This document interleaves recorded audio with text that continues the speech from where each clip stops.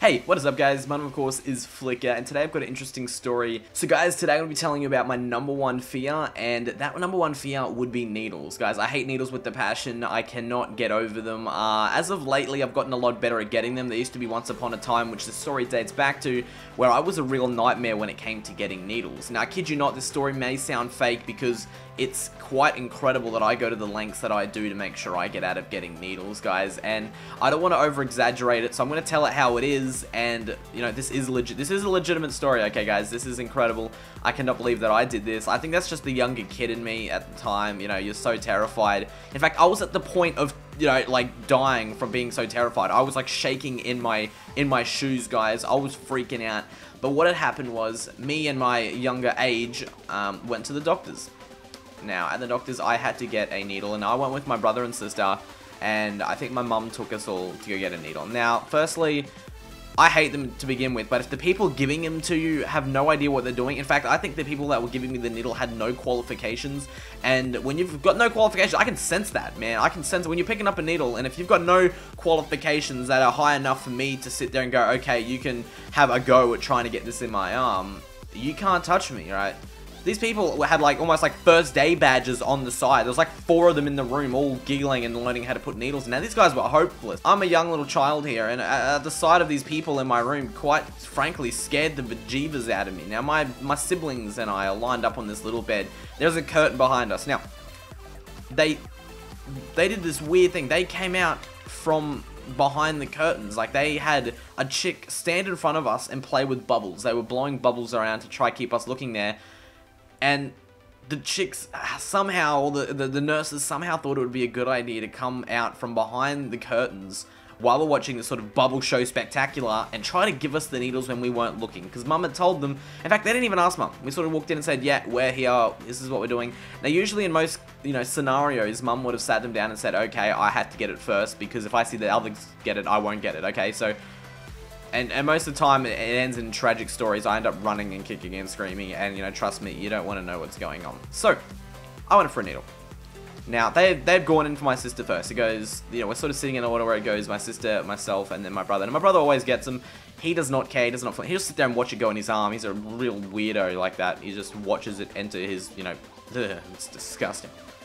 So, they tried giving the needle to my sister. Now, I've seen this needle, because at this time, I'm at, like, full awareness. I'm looking around the room like anything could happen. Like, I'm ready for a fist fight. I'm ready to jump to full arms and just knock someone out if they do the slightest thing wrong.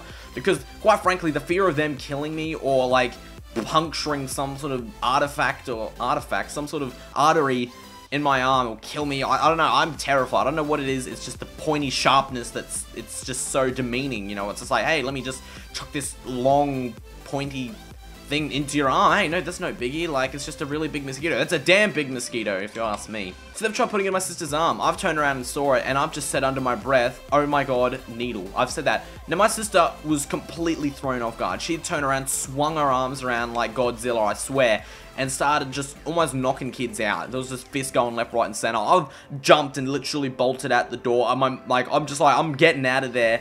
You cannot keep me here. This is going insane. This is going downhill incredibly quick. So my sister's crying and having arms going everywhere because they've just, quite frankly, when we're kids, they've literally come out and scared the hell out of us. They're over our shoulder like, you know, an Axeman in the night holding a needle behind us while some chick in front of us is trying to do a freaking bubble show spectacular. It doesn't work like that.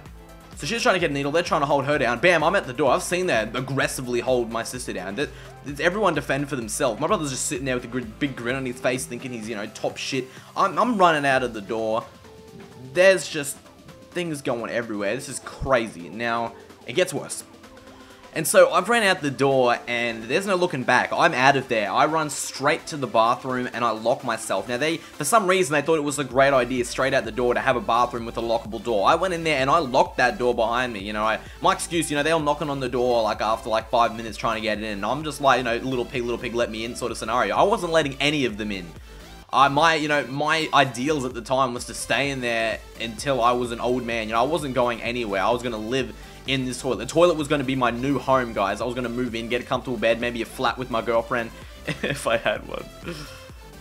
You know, I'm talking like a whole wife and kids setup in that bathroom. You know, that's just, I was going to camp there and I wasn't going anywhere. You know, chuck some meals under the door, maybe, you know, a couple of Netflix videos. So I'm in the bathroom, they're not going to let me in. Now, the nurses have gone away, and they're trying to get my mum to persuade me to come out, okay?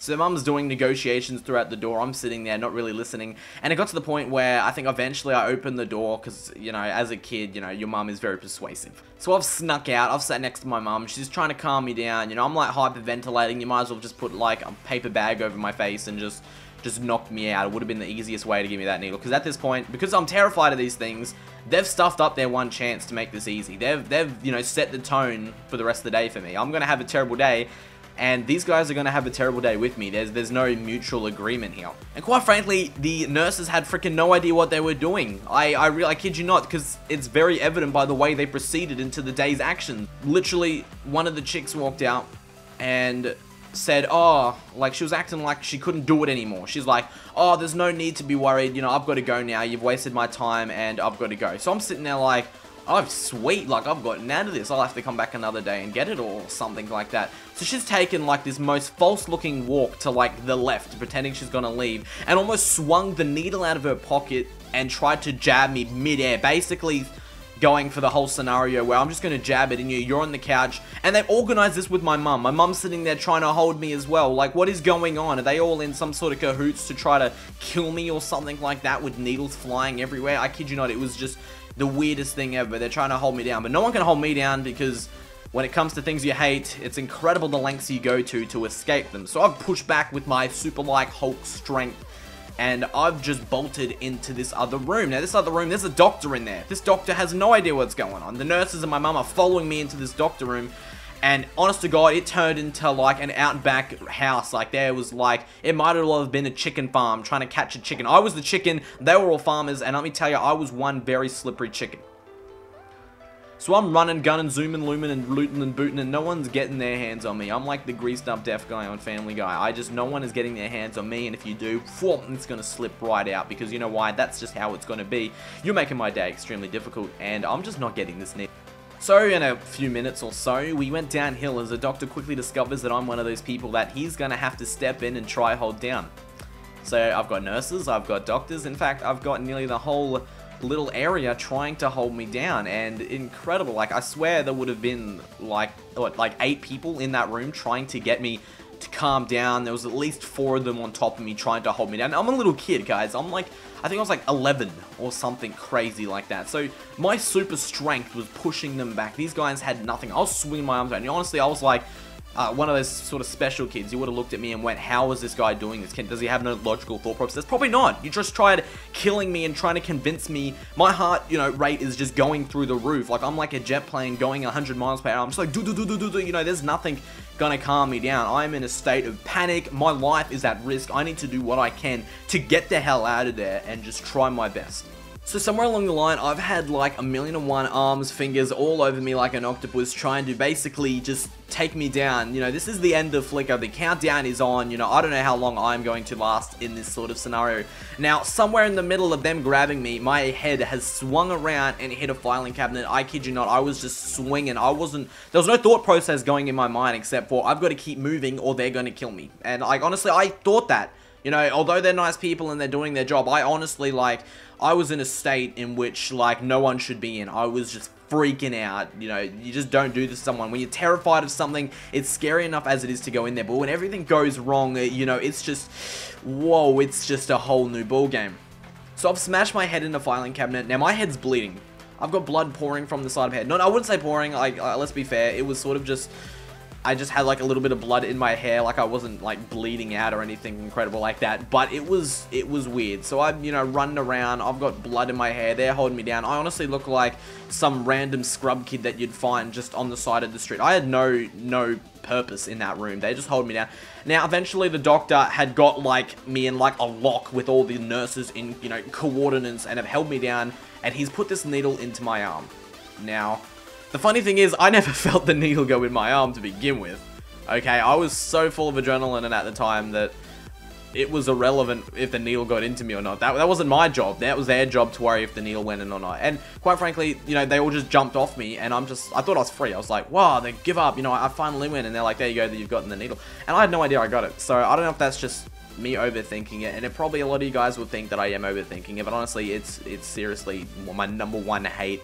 And I can think of many stories plotted against my childhood that involve stories similar like this, guys. Like, this isn't just a one-time occurrence. This sort of scenario has happened several times. Now, luckily these days I'm a lot better at getting them. Usually I just sit there, freak out in like my own little mind game, and then I get the needle and I go home and like feel sick, and I just don't want to talk to anyone. I get real pissed off. Guys, that is all from me. This has been your boy Flick. I hope you did enjoy my story. I'll see you next time. I'm out. Peace.